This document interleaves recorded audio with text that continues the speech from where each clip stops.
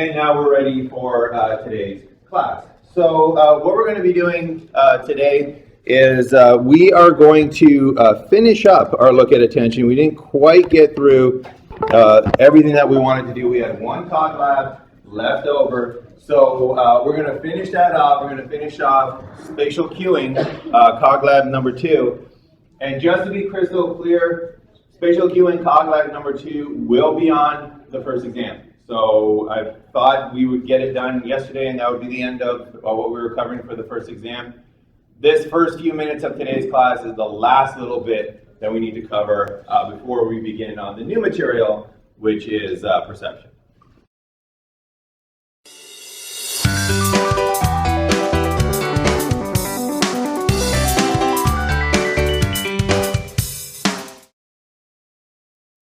All right, so spatial cueing Cog Lab. In this Cog Lab, we had 3 conditions. There was a neutral condition, there was a valid condition, and there was an invalid condition. And it was all about how quickly you could detect a particular target. So you were staring at a screen, and then a target would pop up, and you had to indicate when you saw the target, and then measure your response time. So the 3 conditions are neutral. In the neutral condition, there was no arrow telling you where the target was going to appear. In the valid condition and invalid conditions, there were arrows. And in the valid condition, the stimulus appeared where the arrow was pointing. So if the arrow pointed to the left, your target would appear on the left. If the arrow was pointing to the right, your target would appear at the right. And in the invalid condition, the stimulus appeared where the arrow did not point. So the invalid condition was lying to you. The arrow would point to the right, and the stimulus would come over here to the left, and the arrow would point to the left, and the stimulus would pop up on the right. And your task was to respond as quickly as possible to that target, to that red square. So as soon as you saw it, you hit your key, and your reaction time was recorded. And it would either again appear to the left or to the right of a fixation point. And during each trial, you were instructed, and this is one of the important features, you were instructed to fixate on that center point. You were instructed to fixate either on the center cross or on the arrow, and not move your eyes from where you were looking, but you could move your attention. So you could take your covert attention and move it to somewhere else. So if you're looking at somebody, you can always try to pay attention to people in your periphery. It's not a natural thing to do, but you can move your attention away from where you're looking, and that is your covert attention. That you are allowed to move, eyes you were not allowed to move. And then just to kind of keep you on your toes, the valid condition, the stimulus appeared where the arrow pointed, but only 80% of the time. So it was valid, but only 80% valid. And then the invalid condition was invalid, but only it only occurred 20% of the time. Sorry, I misspoke. The valid condition occurred 80% of the time. So it was always truthful, but the valid condition occurred 80% of the time. The invalid condition, always lying, but it occurred 20% of the time. And the reason they did this is so that you would not disregard the arrow. So 80% of the time, the arrow was telling you the right direction. So in general, it's a good idea to listen to the arrow. But every once in a while, 1 out of every 5 trials, it was a bad idea to listen to the arrow. All right, so let's take a look to refresh your memory what this looked like. So the neutral condition, you would see a fixation point in the center. You were supposed to look at that. It would change to a flat line, and then at some point after that, a target would appear in either the left or the right, and you would hit detected it as soon as that target appeared, and it would record how quickly you were able to detect that target. In the valid condition, which occurred 80% of the time when there was an arrow, you would have your fixation point, you would see an arrow, the arrow would be pointing to one side, and in the valid condition, that's where the target would occur. So you could move your covert attention. You were supposed to keep your eyes in the same place. You could move your covert attention, and the target would be where you moved your attention. And then finally, in the invalid condition, it was the opposite. You would see the fixation point, you would see an arrow pointing in one direction, and the target would appear on the other side of the screen. So if you moved your covert attention over here, there would not be a target there, and you would have to detect it on the other side. And this only happened, again, 1 in 5 times when there was an arrow. So it was to your advantage to listen to the arrow, not disregard it, and follow the arrow where it pointed. All right, so what happened? What were the results of this, this signaling of where your attention should be? So here we have the 3 different conditions. So we got the neutral condition, no arrow. Valid condition, arrow points to where the target eventually ends up. Invalid condition, arrow points to the other side. And then we have reaction time here in milliseconds. And notice first off that all the data is going to go between 310 to 380 milliseconds. So we're talking less than 5%. We're talking about 5% of a second. So it's really quick. But these really quick reaction times have big implications for cognition. So cognition operates at the speed of milliseconds. Small little differences in milliseconds can make huge differences in cognition, which can make huge differences in behavior. So what are we looking at here? In the neutral condition, that's how fast you were at detecting the target. So this is kind of your baseline condition, because in this case, you had no information about where the target is. So about 360 milliseconds, about 1/3 of a second, that's how fast you are, just in general. That's how fast the average person is at just doing this particular task. When we take a look at the invalid condition, where the arrow was lying to you, you took more time to make it to the target. So there was an additional time penalty for moving your attention to the wrong area and then having to bring it back across the screen to where the target was.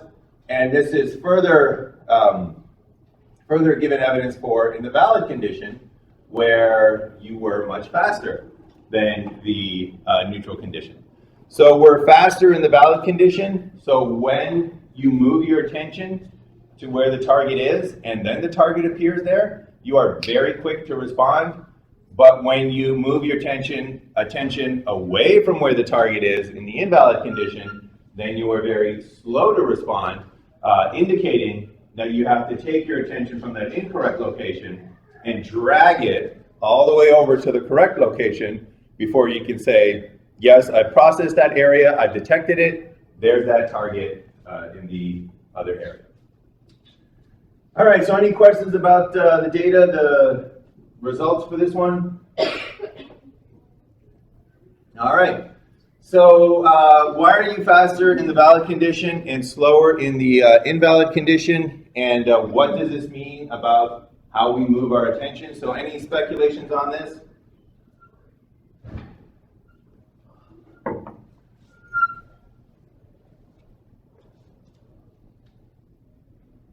It's been a long week, I'm assuming. All right, so I'll be sympathetic. So why are you faster in the valid condition and slower in the invalid condition? What was moving? If you do this correctly, your eyes weren't moving when you necessarily moved your attention in these conditions. What was moving was your attention. So when the arrow pointed in the valid condition to the target, before the target appeared, you were able, even if you were fixated on that center position, you were able to covertly move your attention, right? Just the same way that you could be staring at somebody and yet keeping your peripheral vision on the door to see if somebody else comes in. You can keep that attention, you can keep your eyes focused on the center, but move your covert attention to where the target is going to be. And then once that target appears, your covert attention is there, you've selected that area to process, and you're very quick at making that detection. You're very fast at making that detection because your attention is already there.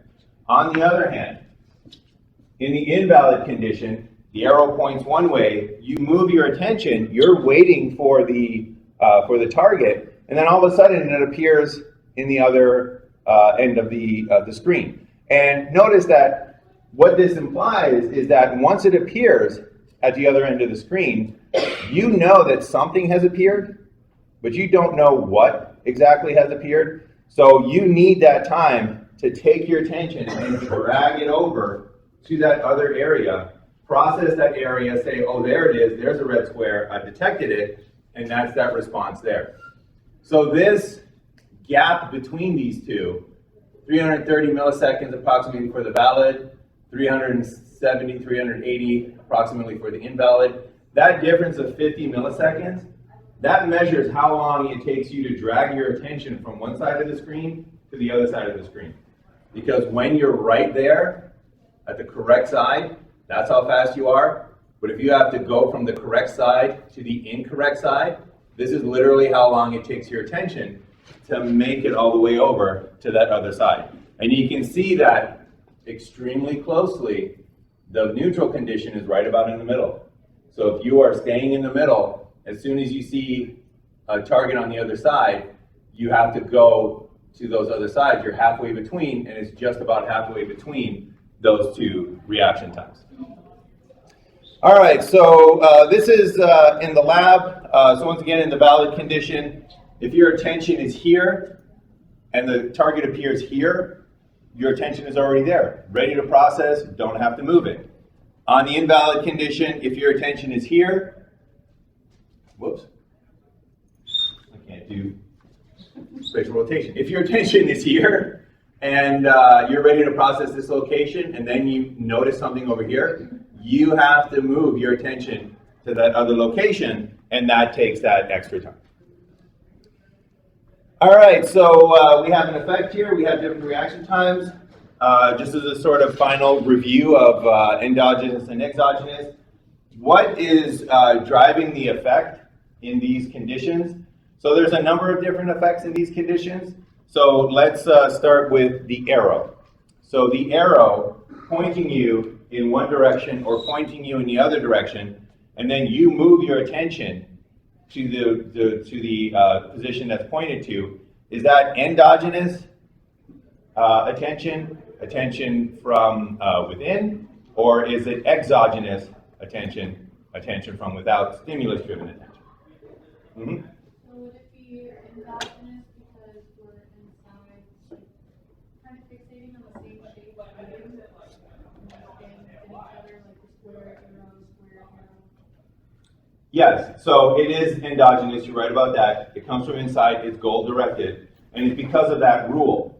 It's because of that goal of finding the square, and the arrow is supposed to help you find the square. So what the rule is this arrow is going to point to the square.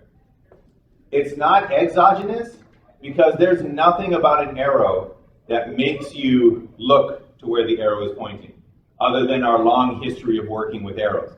There's nothing in the stimulus itself. If you showed an arrow to somebody who had never seen an arrow before and it was pointing this way, their eyes wouldn't immediately go like this, right? There's nothing biological about arrows pointing our attention somewhere else.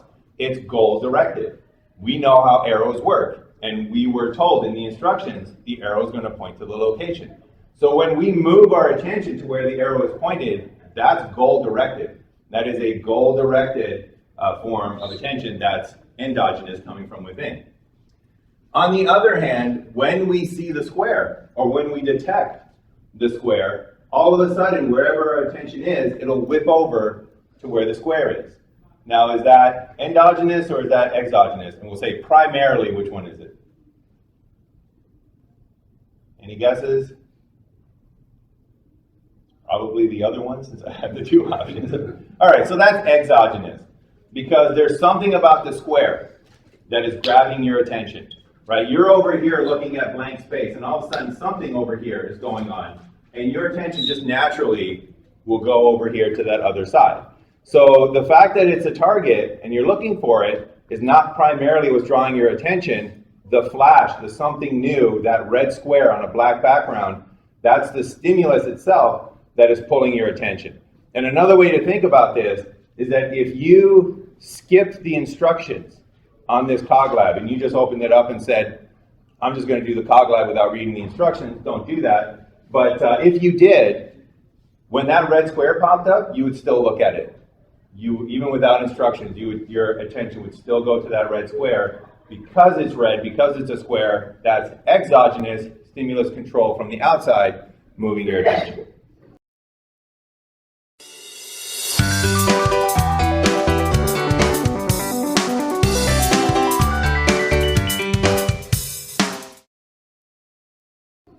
All right, so that was in the lab. Now we're going to take a look at an application of this. And we are actually very fortunate here at IUSB. We have one of the world leaders in the study of the psychology of magic. So Dr. Lach is one of the best in the world on the study of the psychology of magic, which is a really emerging area of psychology. So we're going to take a look at how this idea of endogenous and exogenous attention can be used in the service of magic behavior.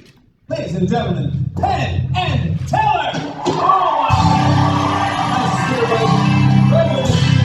Thank you again, and welcome back to the show. First of all, I want to congratulate you on, you guys are the longest running headlining act in Las Vegas. In history, not just now, the longest running headliner in history in Las Vegas. Congratulations, that's just We amazing. just signed for another 4 years, so until 2022. At the Rio. We intend to die in office. Oh man, I can't believe I love that. Now let's talk about the 5th season, Penn and Teller Fool Us. Explain the show to people if they haven't seen the show. It's a good premise. Great position in the world, and we're in the 5th season, it really is the world, people from all over. They come on, they do a magic trick that they think can fool us. And if they can fool us, they come out and play with us in Vegas at our theater, the conveniently named Penn and Teller Theater. And if they don't, they go away crying. Yeah, exactly. And, this season, we're also bringing back, which is not thrilling us, we're bringing back people who fooled us before. Fan favorites who come back on and try to fool us again. Now you always bring a cool thing or do something amazing as some type of illusion or trick, and so you're doing something tonight. I never know what it is. Yeah, we didn't let you in on the rehearsal. No, I never know. All right, good. What do I do? Yes. Yes. You can watch it right there. Okay. You know, there's a word, misdirection, that's used by lay people a lot. It's a magic term. It's a term of art. And the way lay people use it is wrong. Because lay people often use it as a synonym for distraction. Like, hey, look over there, do something sneaky here, and then you look back and the trick's done. That doesn't fool anyone. Mm-hmm. The way we use the word misdirection is kind of a curating of attention, giving the audience a story that can tell themselves that lets them not really know they were distracted. We're going to do a trick right now using misdirection. I'm going to tell you what it is. The trick is the vanishing chicken. There's a chicken in there, we're going to make it disappear. Now, when I say give you a story to tell yourself, it's not some jive-ass story like this is Clucky McCluckface and this is the chicken coop rocket ship to Mars. No, a real story, which is you know it's a vanishing chicken. I told you. Yes. You know we're Penn and Teller. You know we do magic tricks. So as soon as I cover up this chicken, you're telling yourself what you're going to do. You're telling yourself a story. You're making yourself a promise. Because you're promising yourself right now that at no time will you allow your attention.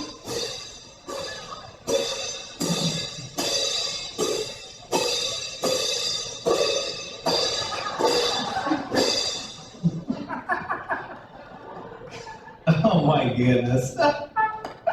Misdirection. Now, Jimmy, I want to see how well this works. Get the house lights up. Let me see people. Yes, you want to see. Show of hands. How many of you saw the gorilla with the symbols? Should be everyone. It's a goddamn gorilla with symbols. Should be all of you. Yes. Now, subset of that. How many of you saw Teller walk out here, pop the chicken, and split? That's almost everyone too. Now, here's where the misdirection comes in. How many of you, during all of that, saw sneak the gorilla into the cage? I never saw that because that's misdirection. Oh my That's God. Are you kidding me? Oh my God. All right, so that is a very, very nice example of exogenous attention, endogenous attention, and also the importance of stories and the stories that we tell ourselves. So the story that we're telling ourselves was that was a trick about a disappearing chicken, and in reality it was a trick about a appearing gorilla. But importantly for our examples in here, talking about attention, it used a combination of endogenous and exogenous attention. So the endogenous attention, the goal-directed attention, was what Penn, I believe, is the one that talks. He was saying that you make yourself a promise. You say, I'm going to pay attention to that box, right? I'm going to figure out what's going on, and I'm going to direct my attention towards that box. That's endogenous attention from within, because there's nothing really that special about the box. Once the gorilla comes out, that's exogenous attention, right? Like Penn said, it's a gorilla, right? Everybody noticed the gorilla. You don't have to be told to pay attention to the gorilla. That's exogenous. It just grabs your attention. In fact, you have to be told to put your attention back on the box. You have to move it. That's endogenous, moving it back to the box. And when you put everything together, you can sneak a gorilla into a box somehow. Or maybe the gorilla was there the whole time. I don't know how they do it. But again, it's basic, fundamental, millisecond effects of attention that can be built into something as just weird as that. All right, so any questions on attention before we wrap up our look at it? Okay, so that was the official end of where exam number one is going to, what exam number one is going to cover. So make that note in your notes.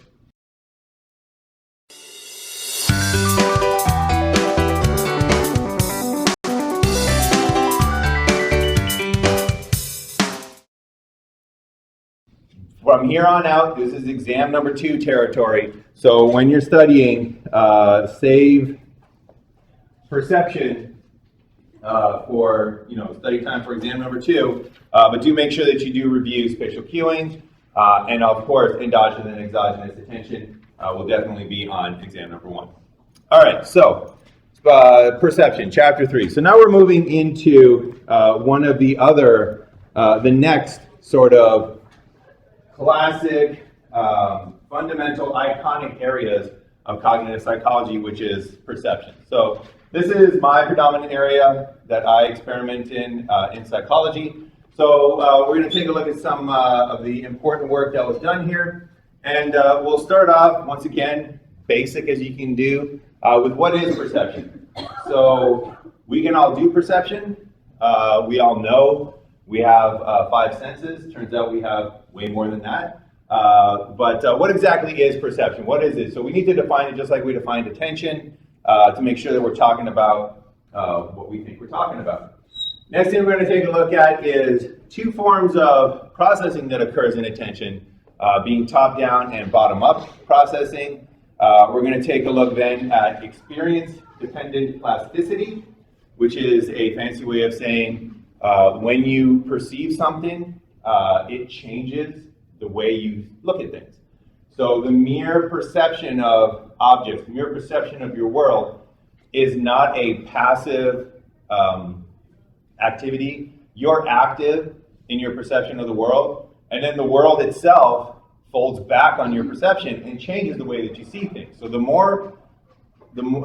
whenever you look at something, you are different for having looked at it, and part of that has to do with experience-dependent plasticity, and we'll see a very interesting study that took a look at whether faces, this very important visual stimulus, whether they have a special processing mechanism that is dedicated to faces, or is it a general processing mechanism that is mostly dedicated for faces just because we look at so many faces and they're so very important. And we'll take a look at the very famous Greebles study by Gauthier et al.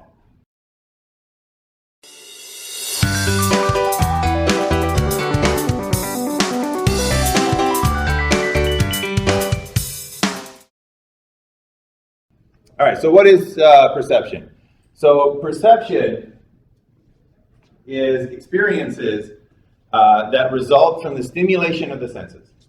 So that is the basic definition. It's experiences that you have, cognitions that you have, because of your senses being stimulated.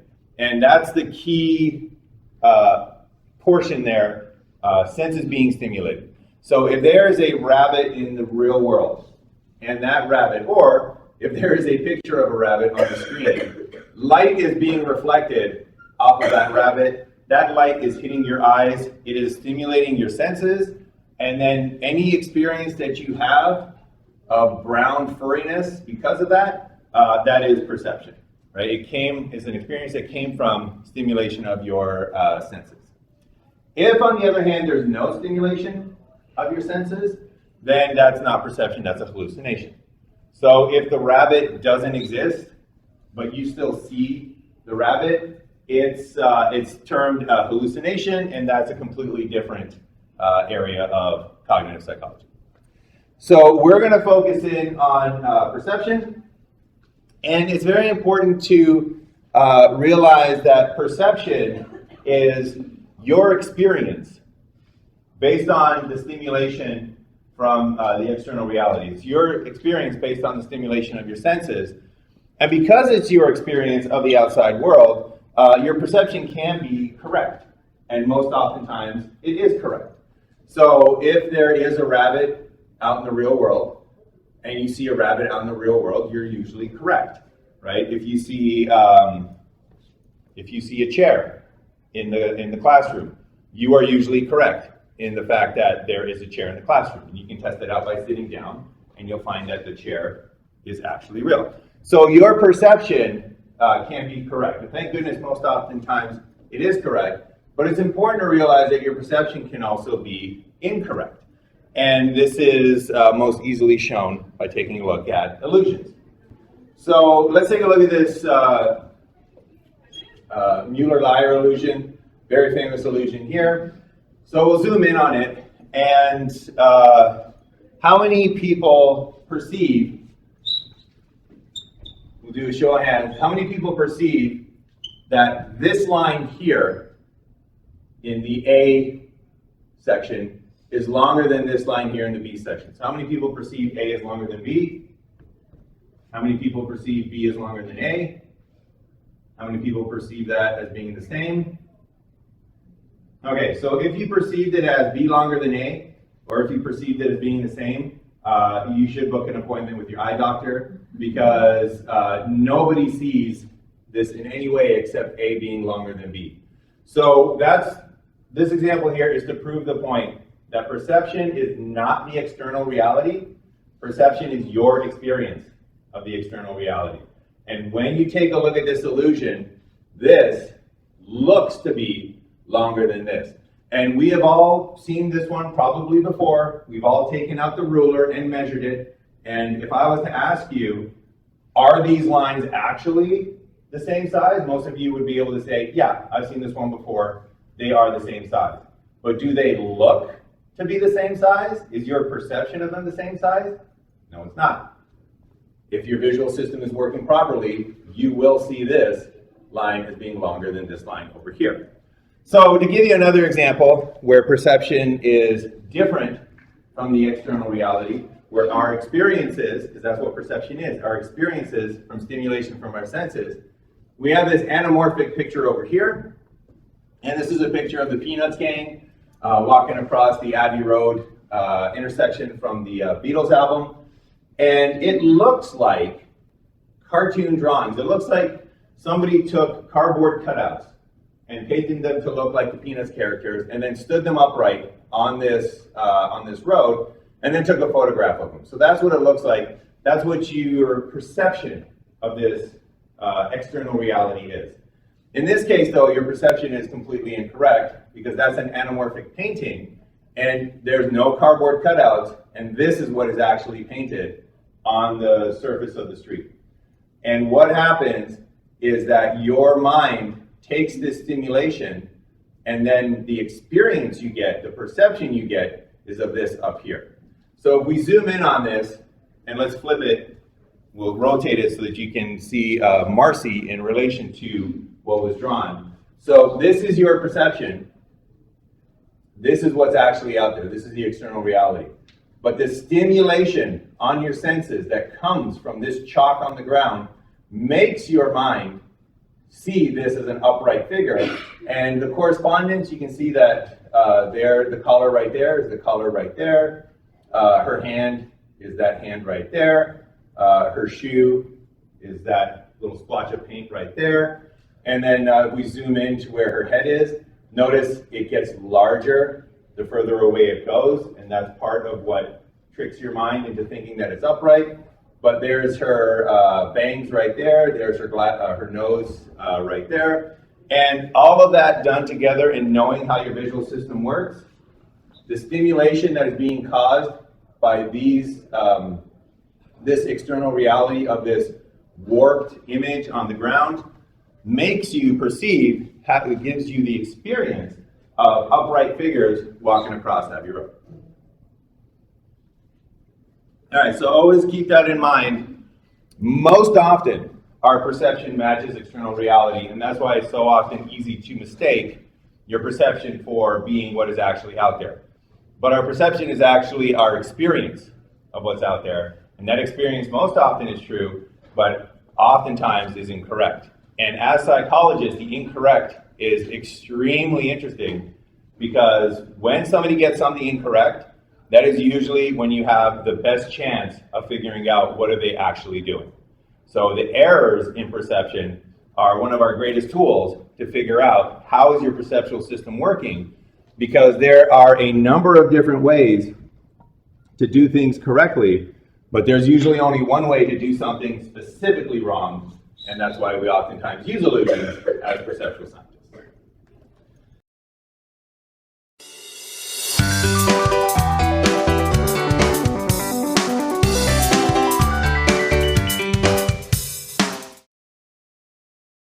All right, next idea in perception. So we mentioned that perception arises from a stimulation of the senses. It's an experience from stimulation of your senses. But that's not the only place that information comes from in perception. Information for perception comes from the stimulus itself, but it can also be combined with other information that you've already stored in your mind, other representations that you already have in your mind, and that is the key difference between bottom-up versus top-down processing. So bottom-up processing, that is the information, or the idea that information for perception comes from the stimulus itself. That the stimulus itself is the source of the information and is the predominant place of the information that is used in your eventual experience, your eventual perception. So the stimulus in this case is considered the bottom. So bottom up means you start at the bottom, which is the stimulus, and your processing moves on up until you have your experience. And that's bottom up perception. And an example of bottom up perception, we can see in this picture right here. So most everybody is able to perceive that there are four distinct, I guess 5 distinct.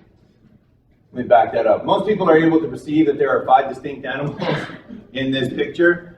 And even if you didn't know what a horse was, if this was the first time you were ever seeing horses, even if you've never experienced the color brown before, you would still be able to take a look at this picture and say, there are 5 things there. There are 5 separate entities there. And that's bottom-up processing. There is information straight from the stimulus. So for example, the abrupt change here from brown to black, that indicates that this edge is 2 separate horses. The gradual change here indicates that these edges here are part of the same horse. So that's an example. We won't go into too much detail, but just from the stimulus itself, you can tell a lot about this picture. You can perceive what is coming, what is in this picture, what your perception is, just from the information coming up from the stimulus. All right, so that was bottom-up processing. The opposite of that is top-down processing. And this is when information for processing comes from higher-level general knowledge. So this higher-level knowledge is considered the top. So in bottom-up processing, you got the stimulus down here, and the stimulus works its way up until you have your perceptual experience. In top-down processing, after the stimulus works its way up to your perceptual experience, you still have almost no idea what you're looking at until your top-down processing comes and further processes that information. So top-down processing is the idea that the important part of perception is the previous knowledge, the other representations that you can bring down from previous experiences to interpret that stimulus. So the important part is what comes from the top, what comes from your higher cognitive general knowledge. So to give you an example of this, we have this illusion here. So this is a very famous illusion. So how many people have seen this before? Okay, cool, we got some people that haven't. So if you haven't seen this before, hands up if your experience is of a elderly woman. All right, hands up if your experience is of a younger woman. Okay, so this is an example of an ambiguous stimulus. So from the bottom up, some of you have processed this information and you have said, all right, I see an elderly woman. From the bottom up, some of you have processed this information and say, I see a younger woman. And it's possible in both of these cases to change your perception by putting top-down knowledge on top of it, by putting top-down processing, information from higher cognitive processes on this. So if you see an elderly woman here, then you can force yourself to see a younger woman by mapping this orientation onto this image here. So if this is your eyelash or her eyelash, that's the eyelash. That's the nose, that's the nose. She's looking away, she's looking away. There's your jawline, there's your jawline right there. There's your ear right there. She's wearing a choker, she's wearing a choker as well. After that top-down information, how many people can see the younger woman? Okay, so that's an example of top-down processing. You've changed your perception based on higher level general knowledge. On the other hand, if you had already seen the young woman, you can change it and see the elderly woman as well. So for the elderly woman, this is the unambiguous elderly woman. That's her nose right there. That's her nose right there. That's a bag under her eye. There's your bag under her eye. This is also a bag under her eye with her eyelash right there. This is a mouth. There's your mouth right there. This is a chin. There's your chin right there. So now that that general information, that top-down information has been put up there, how many people can see the elderly woman? Okay. So this is one of the kind of key demonstrations to show that top-down processing has to be a part of perception, because this stimulus can be seen two ways. You can experience this stimulus two ways. You can force yourself to see it as a young woman. You can force yourself to see it as an elderly woman. And the stimulus does not change. So the fact that you can have two separate experiences means that it cannot be completely determined by the stimulus itself. It has to come somewhat from top-down processing as well. All right, so we got bottom-up processing, we got top-down processing. And it's important to know that both of these are a factor in perception. And it's not as important today as it was previously, but you will always encounter arguments and controversies and different camps butting heads in perception based on how much of perception is top-down and how much of it is bottom-up. So what is the more important portion of perception? Is it mostly bottom-up, where we don't really need a lot of top-down processing to explain how we perceive things? We should focus on the stimulus. We should focus on what's coming into the eye. Or, on the other hand, is it mostly top-down, right? Is the stimulus itself extremely ambiguous so that you actually are unable to make decisions? Is it an elderly woman? Is it a younger woman? I can't really tell until you get that top-down processing, and that's what kind of makes sense of your world. So there's been a lot of debate, a lot of controversy on this over the years. So, and really what they're asking is, how do these two interact? How are the two of them put together, and how do they influence each other? And which one kind of has the greater share or the greater importance in making that final experience? So I'll give you one last example to give you to show you the power of top-down and bottom-up processing. So this is another example of perception. So I'll zoom in on this. So this is a very, very, very famous painting. This is by an artist called Held. And you are looking at something that you have seen a million times before. Does anybody know what they're looking at? Hands up if you think you know what you're looking at.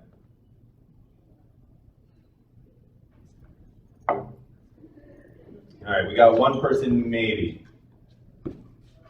Okay, I guarantee you've seen this object before.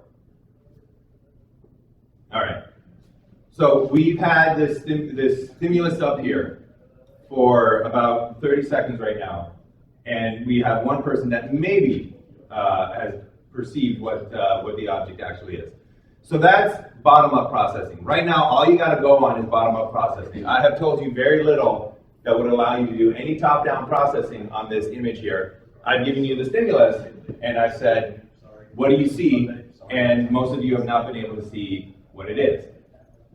If I give you the title of this painting, I can then activate your top-down processing. So the title of this painting is called The Big N. Who can see the N right now?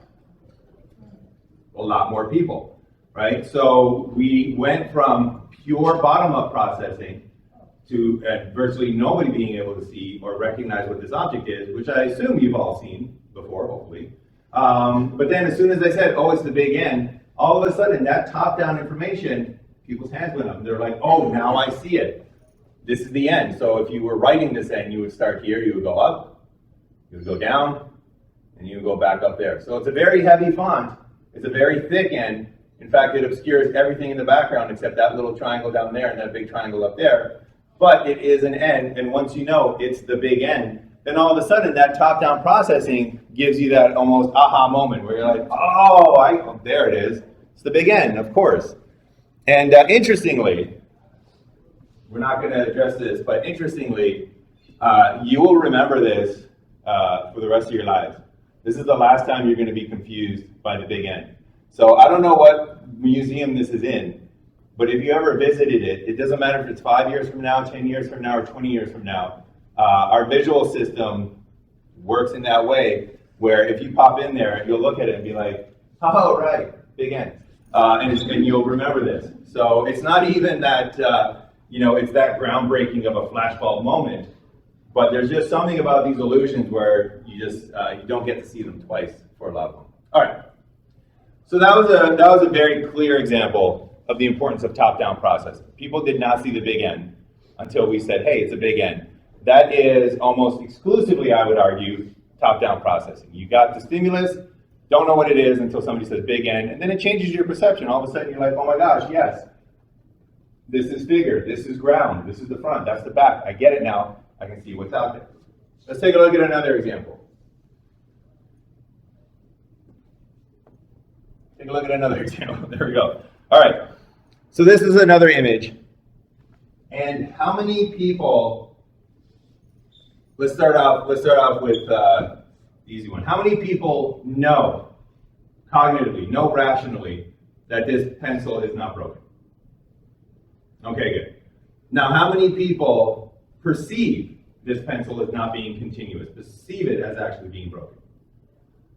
Okay, good. So that is another example of the difference between reality and perception. We know the pencil is straight, but we perceive it as broken.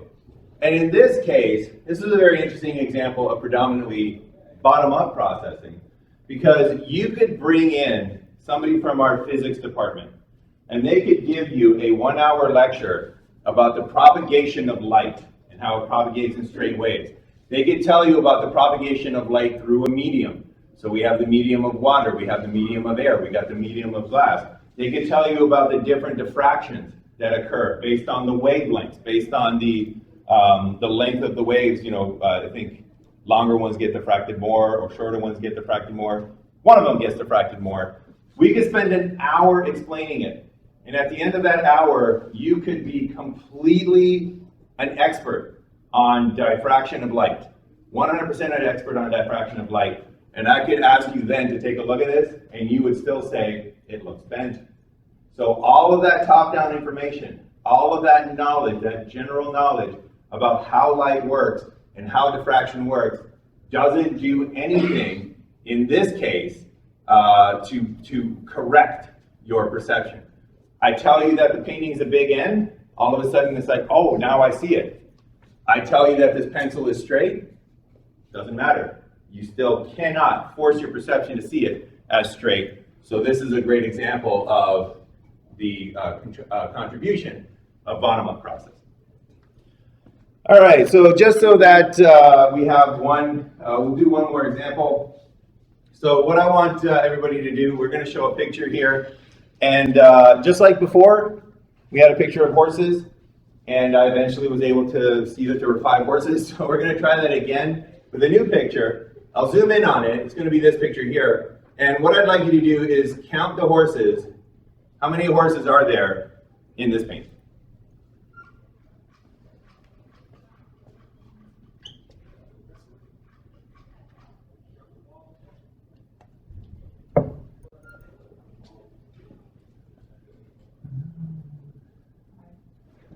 All right, so how many people see at least 1 horse?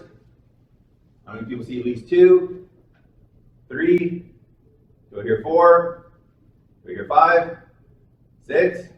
Okay, good. So you found all 5. And nobody found 6. I'm always like, is there another hidden horse? All right, so there's 1 horse here. So this is 1 horse face. That's another horse face. So that's 2. There's 3.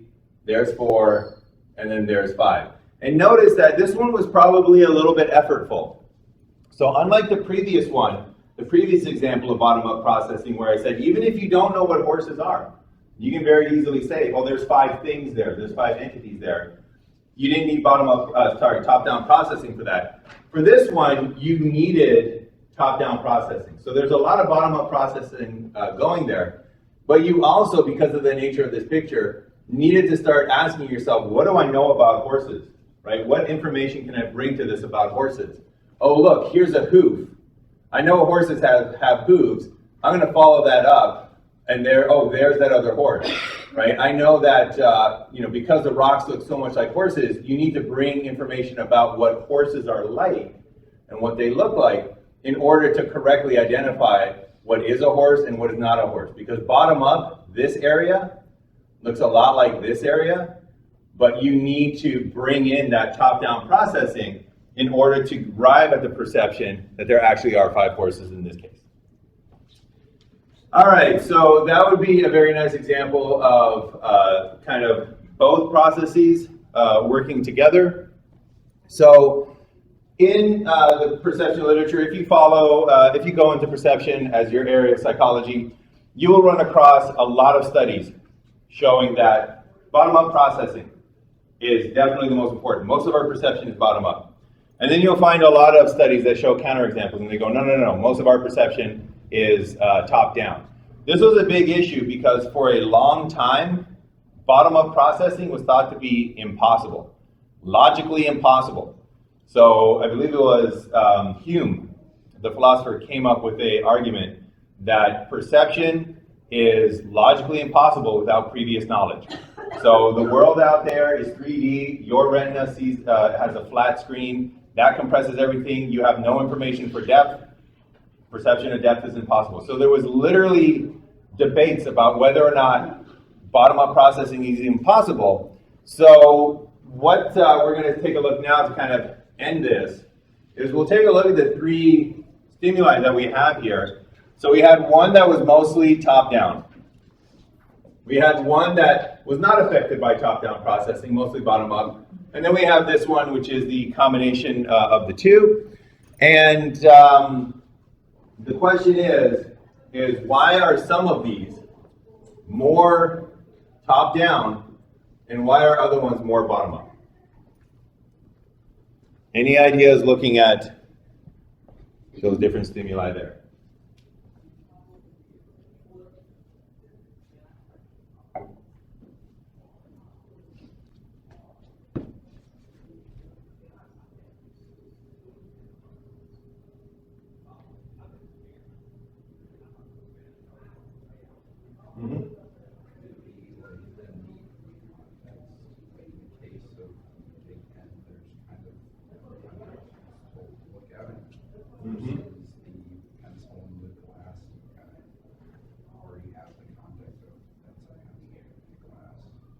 Okay, so the suggestion was, could it be the need for context?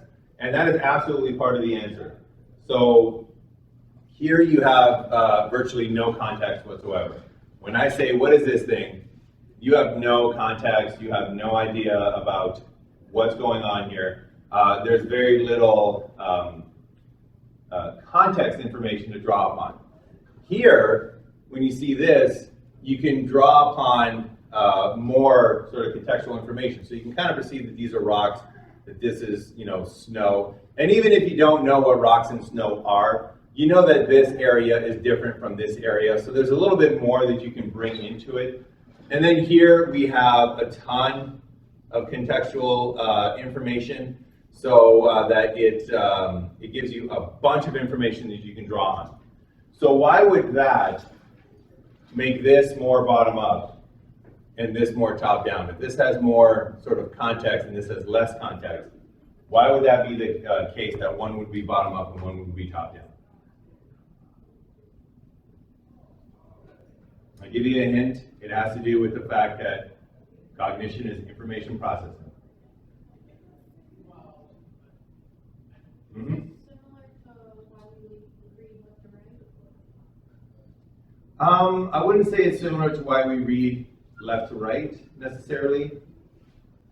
No, I wouldn't. Yeah, I think that's more of a practice aspect of perception. Yep. Is it like a need to understand? It's from a need to understand things. And what do we do? What do we access? What's the basic thing we access when we're trying to understand something? Previous knowledge is one possibility, but more generally, what is previous knowledge? I'm looking for a specific information. I basically spoiled it. I'm looking for a specific word. And if you caught the first 4 letters of the word there, what are we looking for? Not inexperienced. What are we processing in cognition? What's the basic thing? We are blank processing systems. We are information processing systems. So when there is, and that's the key difference here. So you touched on it with contextual information, for sure. You touched on it with general knowledge, for sure. In order to achieve perception, we need information. We need some sort of information, and it has to come from somewhere.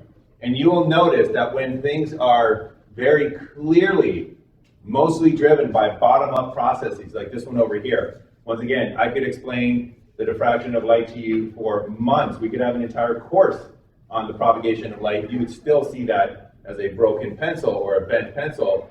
That is because so much information is coming from the stimulus. This is a detailed photograph. We have enough information coming from the bottom up, from the stimulus, that the top-down processing has a negligible effect. In fact, I would argue it has no effect, right? Because you cannot make that, that stick look straight. On the other hand, you take a look at this stimulus over here, it really has way much less information, right? You look at all the different colors and all the texture changes here. There's almost nothing here. So your mind still needs information in order to achieve perception. It still needs to process something to have the experience. But the stimulus in this case is not giving you anything.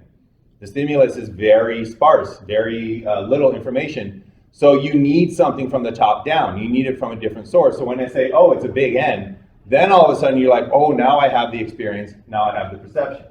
And this one is somewhere in between, because it's in between in terms of information. So it's got slightly less information than this picture over here. It's got more information than the big N over here. And that's why in this case, if you couldn't see all 5 horses, and I pointed out one of the faces, then you would be able to see it. So it's a lot of bottom up, but also a lot of top down in that one over here. So remember that as you go forward in psychology, if you take future courses in perception, you will come up on this top down versus bottom up debate once again. And most of the time when there is a debate, if people are like, well, it's mostly bottom up, it's because they're dealing with stimuli that look like this. And if other people are like, no, it's mostly top down, it's because they're dealing with stimuli that look like that. You need enough information in order to process the stimulus, process the information to have your perception. All right, any questions on that? Comments? All right.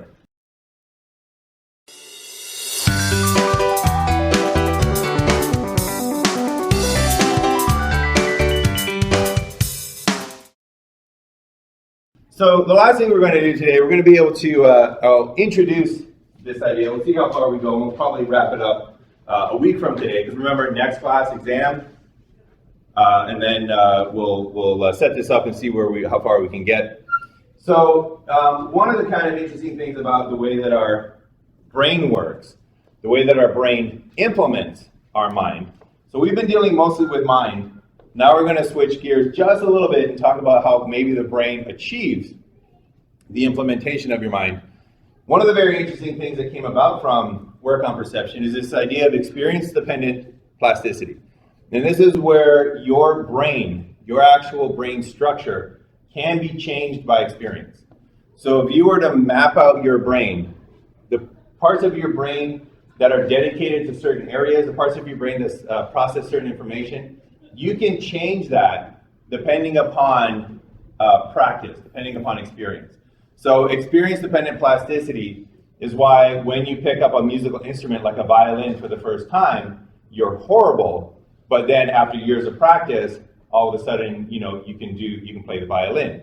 Your physical brain has actually changed, dedicating more of your brain to your hand because of this experience-dependent plasticity. So one of the areas that came under question in neuropsychology in terms of what is this area for? So one of the big questions in neuropsychology is what is each area of the brain for? What does each area of the brain do? How does it, what is its function? And one area that was identified is called the fusiform face area, and that is this area right there. So it's in your human temporal lobe, so it's on the side. And this is an area, and you can tell by the name, it's called the fusiform face area. This is an area that is believed to be specialized to respond to faces. So it seems to be an area that is specifically dedicated to processing faces in the human brain. So the question that they had is, we found this area that seems to only respond to the human faces. The question is this area just for faces? Were faces important enough evolutionarily that our brains developed a specific area just for processing faces? So vision is important, and our brain has a specific area just for processing vision. Moving is important. Our brain has a specific area just for processing movement. Our face is so important that our brain has a specific area just for processing faces. That's one possibility. Another possibility could be that this is an example of experience-dependent plasticity, meaning that we are so trained at recognizing faces, detecting faces, processing faces, interpreting faces, that we have actually changed our brain to have an area that responds to faces. So just the same way that the violinist will have an area of their motor cortex expand to represent more of their hand, did this fusiform area turn into an area that processes faces because it's in general for highly, highly trained stimuli, and we just happen to you see faces very, very often. And this is another one that might not be apparent until you point it out. If you count how often you look at faces and how often you process faces, it is astounding how common a stimulus it is. So think about just looking around the room today, right? Faces after faces after faces after faces. Getting ready in the morning, you got a mirror, face, face, face, face, face, face. Any movie that you watch, if your movie contains people, you see face after face after face. We see a lot of faces. We see faces a lot. So, it could be that just because we see this stimulus so often, and it's important in terms of social interactions, maybe it's just for trained stimuli.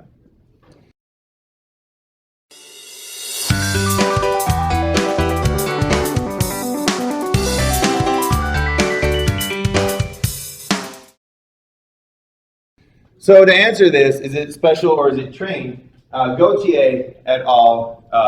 Did a study with Greebles.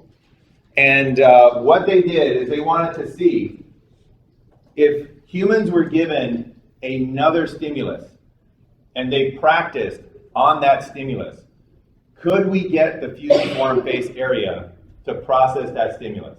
So if you were to practice identifying something over and over and over again, could you get so practiced at it that your fusiform face area would become specialized for processing that as well? So if your fusiform face area changed because of your training on these Greebles, then that would indicate that it's just for trained stimuli, and we're just happy to train ourselves on faces a lot. On the other hand, if you could train yourself on these Greebles and your fusiform face area stayed dedicated towards faces, that would be an indication that it's specialized for faces and nothing else. So I was talking about Greebles, I haven't shown you one yet, so that is a Greeble. So that's one example of a Greeble. That's another example of a Greeble. Here we got another Greeble. And here we have the entire population of Greebles, all the different types of Greebles. And what they did in this study is they would show their subjects these different Greebles. And you would have to identify what their gender was. So their gender, we have all of these Greebles over here. They are glips. We have all these Greebles over here. They are flocks, right? So first thing you needed to do, is it a glip or is it a flock? And then you have to identify which family it's in. So is it in the Panaz family? Is it in the Omit family? Is it a Gaz? Is it a Barks? Is it a Tissot? Which one of those families is it? So you would start off this experiment, and they would show you this, and they would be like, what is that? And you'd be like, is that a flock Tissot? And they'd give you feedback. They'd be like, no, that's a glib Gaz. Like, okay. And then they would show you this one, and you would get it wrong. And then they would show you this one, and you would get it wrong. And what they found is that this was actually something humans could learn. So eventually they would show you a Greeble, and you would look at it and go like, oh yeah, that's a flick Tazo. And you'd be right. You'd be like, yes, this is definitely a glip Gaz. And you would be correct again. So the closest I think we've ever come to this in popular culture, if you've ever met somebody who can name all the Pokemons and identify the evolutionary stage of each Pokemon, is basically they've done what these people have done in this experiment. Just through repetition and through experience, they were able to take a look at one of these and directly identify family and gender. So what did they do? Well, what they did is they took a look at the fusiform face area responses before this training on Greebles and after the training on Greebles. And we're going to see the results, and then this is where we're going to end it once we take a look at those. And we'll see what it really means in a week from today. But before training, when they had them in that fMRI, when they had them in the, I think it was an fMRI, when they had them in the brain scan, before they were training, they measured what are their responses to Greebles in that fusiform face area. Those are the results right there. So let's take a look at both of those in turn. So first we have the brain scan here. And what you can see is right there, that is your fusiform face area. That is its responses to faces. And all of the colored areas, those are the places that are responding greatly in your brain when you see a face. And then all the gray areas, those are the ones that do not respond to faces. So that's how you read this diagram here. And this is your area of the brain that is your fusiform face area. And you can see, you show somebody faces, and that area of the brain gets lit up. That's what identified it as a possible processor of faces. When you show somebody Greebles, no activation. That area is silent. So before training, faces lit up the fusiform face area. Greebles did not light up the fusiform face area. And if we take a look at the graphs of that, once again, they measured the fusiform face area response. Higher bars mean higher responses. And before training, there was your responses to faces in your fusiform face area. There was your responses to Greebles in in your fusiform face area, basically showing what they already knew. This is specialized faces activate the fusiform face area. Importantly though, what happened after training? So after training, it was a completely different story. After training, there was large responses to Greebles in the fusiform face area. So this is before training right here. Blue area is blue bar is your response to Greebles. That's after training. All right, so once again, before training, very little response to Greebles. After training, fusiform face area lighting up when people saw a Greeble. So once you could name the gender and the family, once that Greeble popped up and you're like, oh yeah, that's a flake tazo, this is what your fusiform face area was doing. So it was comparable to faces. So once again, before training, there's the activation for faces, there's the activation for Greebles. After training, there's your activation for faces, and there's your activation for Greebles. So not as much yet, but you got to understand this is an experiment that took weeks, not the lifetime of experience with faces that people have. Yep. Why did the bar for faces go down? So why did the bars for faces go down? That is probably because of the way that the fusiform face area responses are measured. I don't know the exact operational definitions of how they calculated 10, 20, 30, 40, but they wouldn't go down because of the experience, but probably relatively they were approximately the same at that point. That would be my answer, but I would have to take a look at that a little bit more. But that was a good catch. But importantly for us, they're almost comparable now in terms of their responses. So that's what they found. Training on the Greebles activated your fusiform face area. And what we're going to do next time, so that's where we're going to end today. Next time we meet, exam number 1, but then a week from today, we're going to take a look at what this actually means.